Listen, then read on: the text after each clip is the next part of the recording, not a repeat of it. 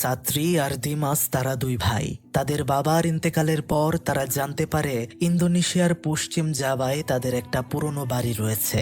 যদিও তাদের বাবা বেঁচে থাকতে কোনো দিন এই বাড়ির বিষয়ে তাদেরকে বলেনি। তারা যখনই সেই বাড়িতে থাকতে শুরু করলো, এরপর থেকেই তাদের সাথে ঘটতে থাকে ভয়ঙ্কর সব ঘটনা। সেখানে ছিল এক অদ্ভুত পেইন্টিং, যেটা ধীরে ধীরে অভিশপ্ত অনুভূতির সৃষ্টি করে যাচ্ছিল। এবং তারপর যে ভয়ঙ্কর অতীত সামনে আসতে শুরু করে, সেগুলো দেখার জন্য বা জানার জন্য মোটেও তারা প্রস্তুত ছিল না। কি সেই অতীত, কি সেই ঘটনা, তা জানতে হলে তো সম্পূর্ণ ভিডিওটি দেখে ফেলতে হবে। সো এক্সপ্লেইন করতে যাচ্ছি ইন্দোনেশিয়ান হরর সিনেমা লুকিসান রাতু কিদুল। ঘটনার শুরুতে দেখা যায় একটা ব্যক্তি যে কিনা বস্তার ভেতরে করে কেউ একজনকে একটি গুহার ভেতরে নিয়ে যাচ্ছে এবং তাকে সামনে শুইয়ে দিয়ে রঙের সাথে নিজের রক্ত মিশিয়ে একটা মহিলার পেইন্টিং করছে। এরপরে ঘটনা চলে যায় অন্য জায়গায়। আমরা দেখতে পারি একটা লোক মারা গিয়েছে, যার নাম ছিল ব্রাহ্মা। সেখানে তার ছোট্ট ছেলে সাত্রি বসেছিল। তার বড় ভাই দিমাস তার পরিবারকে নিয়ে সেখানে আসে। এটি হচ্ছে দিমাসের বউ অস্তি এবং এটি তার মেয়ে সান্দা। তারা দুই ভাই যখন কথা বলছিল, সেখানে আমরা জানতে পারি যে দিমাসের বিয়ের অনেকদিন আগে থেকেই তার বাবার সাথে ভালো সম্পর্ক নেই তার, মানে কখনো তার বাবার সাথে তার কথার মিল হয়নি। তাই অনেকদিন আগে থেকেই সে তার ছোট ভাই আর বাবার থেকে আলাদা থাকে এবং না জানিয়ে বিয়েও করে নেয়। এর মাঝেই সেখানে তখন তাদের ফ্যামিলি লয়ার চলে আসে এবং তাদেরকে জানায় আপনাদের পশ্চিম যাবার দিকে একটা ফ্যামিলি হোম রয়েছে, যা আপনাদের দাদা রুস্তির, কিন্তু আপনাদের বাবা বেঁচে থাকতে তিনি সেই বাড়িটা নিজের বলে মানতেনই না। যেহেতু তিনি পৃথিবীতে এখন নেই, তাই সেই বাড়ির উত্তরাধিকারী আপনারা দুইজন। তো সেই বাড়িটা দেখার জন্য তারা তো সেই পশ্চিম জাবায় রওনা দিয়ে দেয়। সেখানে পৌঁছানোর পর আমরা বাড়িটা দেখতে পারি অনেক পুরনো, অনেক আগের। তাদের সামনে তখনই একটা বৃদ্ধ লোক আসে, যার একটি চোখ নষ্ট ছিল। নাম তার জোনা। সে তার নিজের পরিচয় দেয় যে সে হচ্ছে এই বাড়ির কেয়ারটেকার, তাদের দাদার আমল থেকেই এখানে কাজ করে। দিমাস সাত্রি তাদের দেখেই সে চিনে ফেলে এবং বলে, আমি জানতাম একদিন না একদিন রস্তির রক্ত এখানে অবশ্যই ফিরে আসবে। এই বলে সে তাদেরকে বাড়ির ভেতরে নিয়ে যায়। দিমাস তো এই প্রপার্টিটা পেয়ে অনেক খুশি, কেননা তার একটু টাকারও প্রয়োজন ছিল। অন্যদিকে ছাত্রী একটু অবাক হয়, কেননা তার বাবা এর আগে কখনো এই বাড়ির বিষয়ে তাদেরকে কিছুই বলেনি। দিমাস তখন ঠিক করে যে কিছুদিন তারা এখানেই থাকবে, যেই কথা সেই কাজ। সেখানে দিমাসের বউ অস্তি নিজেদের ঘর ঠিক করে সেখানে জিনিসপত্রগুলো আনপ্যাক করছিল। আলমারি খুলে দেখতে পেল সেখানে একটা সবুজ কাপড়, যেটা সরিয়ে তার নিজের কাপড়গুলো সে রাখতে থাকলো। কিন্তু তার পেছনে আমরা একটা সবুজ ড্রেস পরা মহিলাকে দেখতে পারি, যেটি আবার পরক্ষণে উধাও হয়ে যায়। বাড়িতে হঠাৎ করে দরজাতে কেউ একজন কড়া নাড়লো। দিমাস দরজা খুলে দেখতে পারে একটা লোক এসেছে। লোকটির নাম কেভিন। সে হচ্ছে সেই দিকের একজন প্রপার্টি ডিলার। সে দুই ভাইকে বলছিল, আপনাদের যদি এই বাড়িটা বিক্রি করতে হয় তাহলে অবশ্যই আমাকে নক করবেন, এই বাড়ির জন্য আমার কাছে কাস্টমার রয়েছে। এটা বলে সে চলে যায়। যদিও ছাত্রী এই বাড়িটা বিক্রি করতে রাজি হচ্ছিল না, কিন্তু দিমাসের মাথায় অন্য প্ল্যান ঘোরাঘুরি করছিল। আসলে তার একটু ফাইন্যান্সিয়াল সমস্যাও ছিল। সে চাচ্ছিল এই বাড়িটা বিক্রি করে তার ক্রাইসিস গুলো মেটাবে। দিমাস তার ছোট ভাইকে অনেক বোঝানোর চেষ্টা করে যে এই বাড়িটা দিয়ে আমরা কি করব, আমাদের কোনোই কাজে আসবে না, কিন্তু যদি আমি এটা বিক্রি করি তাহলে অন্তত আমি ঋণ মুক্ত হতে পারবো। আমার কথা মানো আর এই বাড়িটার ভালো করে ছবি তোলো কাস্টমারকে দেখানোর জন্য। যাই হোক, রাতে ডিনার শেষে অস্তি যখন নিজের রুমে আসে, তখন সে আলমারির উপরে সেই সবুজ ড্রেসটা ঝুলে থাকতে দেখতে পায়, যেটা কিনা সে সরিয়ে রেখেছিল। কিন্তু এখানে আবার এটা কে রাখলো, বিষয়টা তার অদ্ভুত লাগে। এটা দিমাসকে সে বলে। দিমাস বিষয়টাকে পাত্তা দেয় না, বলে হয়তো ভুলে রেখে দিয়েছো তুমি, এটাতে ভয় পাওয়ার এত কিছু নেই। এদিকে ছাত্রী তার ভাইয়ের কথা রাখতে ছবি তুলতে তুলতে একটা ঘরের ভেতরে গিয়ে পৌঁছায়, যে রুমটা ছিল মূলত ছবি প্রিন্ট করার রুম। সেখানে ছবি প্রিন্ট করার অনেক কেমিক্যাল ছিল। তারপর সে বাহির থেকে বাড়িটার ছবি তুলছিল, কিন্তু আজব বিষয় হচ্ছে ছবি তোলার সময় ক্যামেরার মধ্যে সে দেখতে পারে বাড়ির সামনে সবুজ কাপড় পরা একটা মহিলা দাঁড়িয়ে রয়েছে, কিন্তু ক্যামেরা ছাড়া সেটা দেখা যাচ্ছিল না। সে একটু সামনে গিয়েও দেখার চেষ্টা করে, কিন্তু সেখানে তো কোনো মহিলাই দাঁড়িয়ে ছিল না। তাহলে ছবিতে মহিলা কিভাবে আসলো? সে চলে যায় সান্দার কাছে এবং তাকে সহ বাড়িটার ছবি তুলে দিচ্ছিল। উপরে আমরা হাজব্যান্ড ওয়াইফ দিমাস আর অস্তিকে দেখতে পাই। দিমাস সেখানে অস্তিকে বলে, তুমি জানো আমরা কখনো আমাদের মাকে দেখতে পারিনি। আমরা যখন অনেক ছোট ছিলাম তখনই আমাদের মা মারা যায়। পরিবারের মধ্যে আমরা দুই ভাই আর আমার বাবাই ছিলাম, আর কেউ না। একদিন আমার একটা ভুলের কারণে আমাকে পুলিশ ধরে নিয়ে যায়। আমি মানছিলাম সেটা আমার ভুল ছিল, কিন্তু আমার বাবা সেখান থেকে আমাকে বের করেনি। তিনি বলেছিল নিজে নিজেই এখান থেকে বের হতে। এরপরেই আমার বাবার সাথে সম্পর্ক নষ্ট হয়ে যায়। এদিকে আমরা দেখতে পারি ছবি তুলতে তুলতে সান্দা আর ছাত্রী তারা দুজন চলে যায় বাড়ির উপরের ছাদ ঘরে। সেখানে অনেক জিনিসপত্র ছিল। সান্দা দেখতে পেল কাপড় দিয়ে বড় কিছু একটা ঢাকা। কাপড় সরাতেই সেখানে একটা পেন্টিং দেখতে পাই সে, যেন সমুদ্রের বুকে একজন সবুজ কাপড় পরিহিত মহিলা দাঁড়িয়ে রয়েছে। এটা দেখে তার একটু ভয় লেগে যায়। পেছাতে গিয়ে একটা ছবির ফ্রেমে হাত লেগে হাতটা কেটে গেল। সে ছবিটা দেখে তো ভয় পেয়ে যায়। ছাত্রী তখন কাপড় দিয়ে ছবিটা আবারও ঢেকে দেয়। অস্তি সান্দাকে ব্যান্ডেজ করে দিচ্ছিল। দিমাস কথা শোনাচ্ছিল ছাত্রীকে, কেন তাকে নিয়ে উপরে গেল। ছাত্রী তখন বলে, ভাই আমি বুঝতে পারিনি। কিন্তু সেখানে ছাত্রী পর্দার ওপাশে কারো একটা ছায়া দেখতে পাচ্ছিল, যেটা আবার অন্য কেউ দেখতে পাচ্ছিল না। দিমাসের কাছে তখনই একটা জায়গা থেকে ফোন আসে, আর তাকে সেখানে গিয়ে দেখা করতে বলা হয়। সেখানে গেলে আমরা দেখতে পারি দিমাসকে আসলে ওই প্রপার্টি ডিলার কেভিন সেখানে ডেকেছে। আর তারা গিয়েছে একটা বাড়িতে, যেখানে একটা মহিলার একই রকম অনেকগুলো পেন্টিং রাখা ছিল। কেভিন দিমাসকে বলে, এখানে 12টি পেন্টিং রয়েছে, যেটি তোমার দাদার উস্তির থেকে মিস্টার চন্দ্র কিনেছিল, কিন্তু 13টি পেন্টিং দেওয়ার কথা ছিল তোমার দাদার। সেখানে আরো একটি পেন্টিং এখনো তোমাদের বাড়ির কোথাও রয়ে গিয়েছে। সেটা যদি তুমি মিস্টার চন্দ্রকে এনে দিতে পারো, তাহলে এমন বড় অঙ্কের অ্যামাউন্ট পাবে তুমি, যেটাতে সারা জীবন বসে খেতে পারবে। এখন এটা শুনে তো দিমাস অবাক হয়ে যায়, তার সাথে লোভ হয়ে যায়। কিন্তু বন্ধুরা, এই পেন্টিংটার দাম এত কেন? এই পেন্টিংটার বিষয়ে আপনাদেরকে সংক্ষিপ্ত আকারে বুঝিয়ে দেওয়ার চেষ্টা করি। বন্ধুরা, আসলে এই পেন্টিং এর ভেতরে যাকে দেখা যায় তাকে রাতো কিদুল বলা হয়। ইন্দোনেশিয়ার জাপানিজ ও সুন্দানিজ লোককথায় এই মহিলাটি হচ্ছে একজন সমুদ্রের রানী এবং দেবী হিসেবেই পরিচিত। সেখানে বিশ্বাস করা হয় তিনি একটা বিশাল শক্তির উৎস এবং রহস্যময়ী। জাভা অথবা বালির অনেক হোটেলগুলোতে তার পেন্টিং গুলো এখনো দেখা যায়। ওনারা বিশ্বাস করেন এটা থাকা মানে রাতু কিদুলের আশীর্বাদ তাদের উপরে থাকবে। কিন্তু আবার কেউ যদি এই ছবিকে অপমান করে তাহলে তাদের ক্ষতি হবে। যাই হোক, এদিকে আমরা ছাত্রীকে দেখতে পারি যে কিনা তার ল্যাপটপের মধ্যে এই বাড়ির তোলা ছবিগুলো দেখছিল। ঠিক তখনই সে একটা বিষয় দেখে ভয় পেয়ে যায়। সে দেখতে পায় তার পেছন থেকে একটা ছবি ল্যাপটপে দেখা যাচ্ছে, কিন্তু এইরকম ছবি তো সে তুলেনি। ছবিটা পাল্টালে সে আবারও দেখতে পায় ছবিটা আরো কাছ থেকে, পেছন থেকে যেন কেউ তুলেছে তার। সে তখন পেছনে চাইলেও কাউকে দেখতে পায় না। আর একটা ছবি পাল্টাতেই সে দেখতে পারে তার পেছনে একটা ভয়ঙ্কর হাত ধরে রয়েছে তাকে। এটা দেখে সে একটা কিছু দিয়ে পেছনে আঘাত করে, কিন্তু আসলে সেখানে তো কেউ ছিল না। সে বুঝতে পারছিল না কি করবে। তখন সে পেছনে ফিরে ছবি তুলতে থাকে ক্যামেরা দিয়ে, যদি ক্যামেরাতে কিছু আসে, কিন্তু কিছুই আসছিল না। সে যখন আবারও ল্যাপটপের ছবিগুলো দেখতে থাকে, তখনই হঠাৎ করে তার সামনে এটা হয়। সে তো প্রচন্ড ভয় পেয়ে যায়। তার মানে এই বাড়িতে ভয়ানক কিছু রয়েছে। এদিকে আমরা দেখতে পারি অস্তি সেই সবুজ ড্রেসটা পরেছে।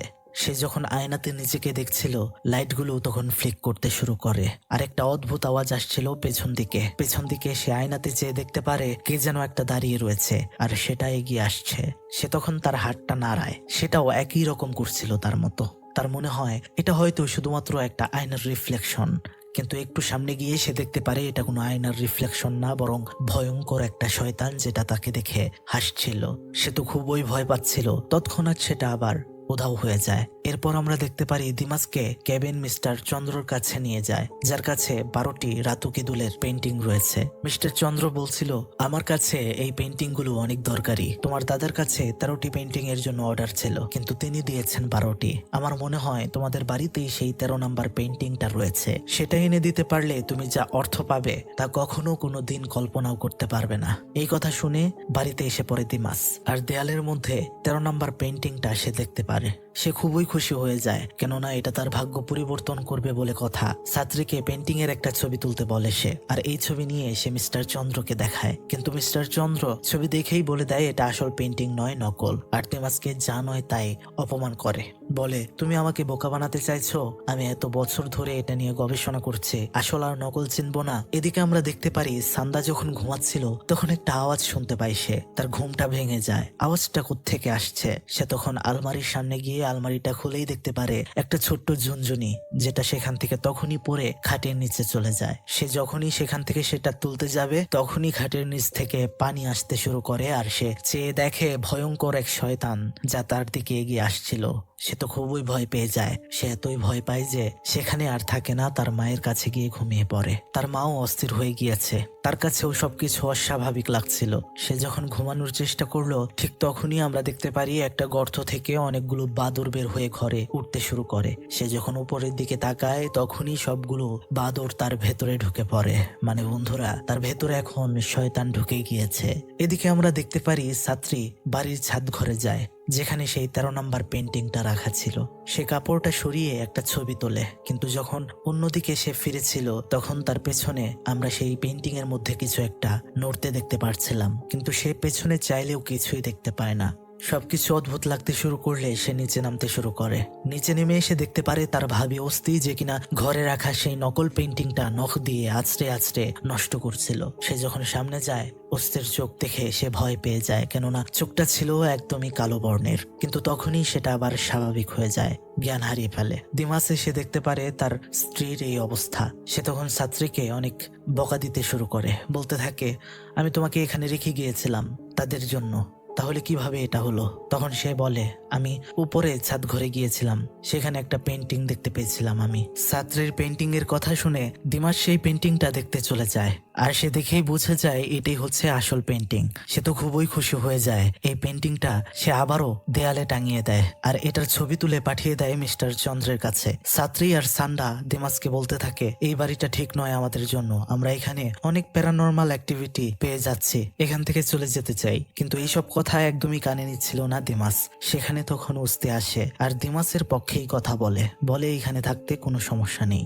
কিন্তু অস্তিকে দেখেই বোঝা যাচ্ছিল সে স্বাভাবিক অবস্থায় নেই, সে অদ্ভুত হয়ে গিয়েছে। তার দিকে অবশ্য কারোরই তেমন খেয়াল ছিল না। সেখানে আমরা দেখতে পাচ্ছিলাম সে পুরোপুরি শয়তানের বশে চলে গিয়েছে।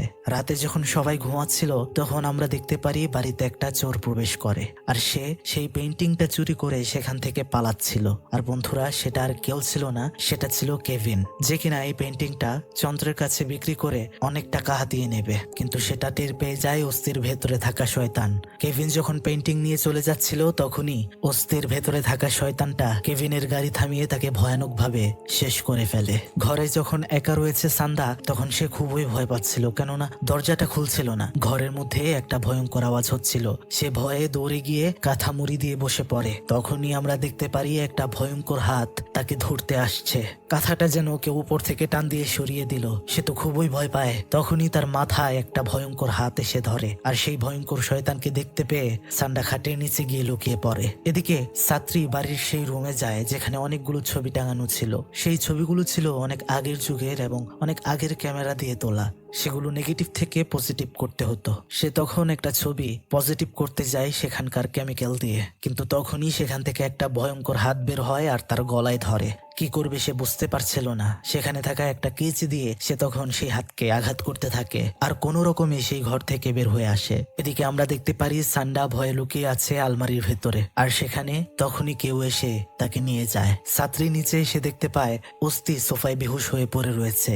অস্থির জ্ঞান ফিরালে তারা ঘরে গিয়ে সান্দাকে আর দেখতে পারছিল না। সেখানে তারা আলমারির ভেতরে একটা নখের আঁচড়ের দাগ দেখতে পায়। পরের দিন দিমাস বাড়িতে আসলে তাকে সব খুলে বলা হয় যে সান্দা কোথাও নেই, ঘর থেকে কোথাও যেন উধাও হয়ে গিয়েছে। কিন্তু ঘর থেকে কিভাবে উধাও হলো? তখন আমরা দেখতে পারি ছাত্রী দিমাসকে নিয়ে সেই ছবির রুমে যায়, যেখানে তারা অনেকগুলো ছবি নেগেটিভ থেকে পজিটিভ করে আর অনেকগুলো তথ্য পায়। যেমন সেগুলোর মধ্যে তাদের দাদা রুস্তি আর তাদের বাবা আর বাড়ির কেয়ারটেকার মানে জানুর ছবি ছিল। তখন চলে যায় কেয়ারটেকার জানুর সাথে এই বিষয়ে কথা বলতে, যে এই বাড়িতে আসলে কি হচ্ছে। তখনই এই ঘটনার একটা দিক আমরা জানতে পারি। জানু বলে, আজ থেকে প্রায় 40 বছর আগের কথা, যেখানে তোমাদের দাদা মানে রুস্তির হাতে করা রাতুকিদুল দেবীর পেইন্টিং অনেক সারা ফেলেছিল, অনেক চলতো সেই সময়। আর এই কারণেই তখন মিস্টার চন্দ্র তাকে 13টি পেইন্টিং বানিয়ে দেওয়ার জন্য আবেদন করে। কিন্তু সেই পেইন্টিং বানানোর জন্য ভালো একটা মডেল প্রয়োজন ছিল। রুস্তি একটা মেয়েকে তখন হায়ার করে যার নাম ছিল রাত্রি। তিনি ছিলেন এদিকের ভালো একজন সুন্দরী মহিলা। 4 বছর ধরে রুস্তির পেইন্টিং মডেল হিসেবে কাজ করে রাত্রি, আর মিস্টার চন্দ্রের 12টা পেইন্টিং রেডি হয়। 4 বছর সময় ধরে রুস্তির পেইন্টিং মডেল হিসেবে কাজ করে রাত্রি। মাত্র 12টা পেন্টিং করতে 4 বছর সময় লেগে যায়, কেননা পেন্টিংকে জীবন্ত করতে অনেক সময় দিতে হতো। এই সময়ে রুস্তির ছেলে মানে দিমাস আর ছাত্রীর বাবা ব্রামার সাথে সেই মেয়ে রাত্রির সম্পর্ক হয়ে যায়। কিন্তু এরপর থেকেই রুস্তির সব পেন্টিং এর দাম কমতে শুরু করে। রুস্তি মনে করেছিল এটা একমাত্র হয়েছে রাত্রির ভার্জিনিটি চলে যাওয়ার কারণে, কেননা অপবিত্র জিনিসে রাতকিদুল দেবীর আশীর্বাদ থাকে না। তখন রুস্তি একটি ভয়ঙ্কর সিদ্ধান্ত নেয়। রুস্তি রাত্রির উপর রিচুয়াল করে শয়তানকে ডেকে আনে, আর রাত্রিকে দিয়ে রুস্তি তার রক্ত শয়তানকে খাওয়ায়, আর রাত্রিকে মেরে সেই রক্ত দিয়ে সে 13 নাম্বার পেইন্টিংটা তৈরি করে, যেন শয়তানি শক্তিতে এটা মানুষকে কেনার জন্য প্রভাবিত করে, আর পেইন্টিং গুলো বেশি বিক্রি হয়। আর বন্ধুরা, এই সিনটা কিন্তু আমরা ঘটনার শুরুতেও দেখতে পেয়েছিলাম। এই সব শোনার পর দিমাস তার ছোট ভাই ছাত্রীকে সবকিছু বলতে থাকে যে পেইন্টিং এর মধ্যে যে রয়েছে সেটাই হচ্ছে আমাদের মা। ছাত্রী সেখানে ছবিগুলো পজিটিভ করতে গেলে একটা গুহার ছবি দেখতে পায়, যে গুহাটা আবার তারা এখানে আসার সময় দেখতে পেয়েছিল। সে তার ভাইকে বলে সেই গুহার ভেতরে গিয়ে একটু দেখতে। ছাত্রী সেখানে যাবে বলে বাহির বের হয়, তখনই তার উপরে অস্থির ভেতরে থাকা সেই শয়তানটা হামলে পড়ে। তাদের মধ্যে তখন অনেক মারামারি হচ্ছিল।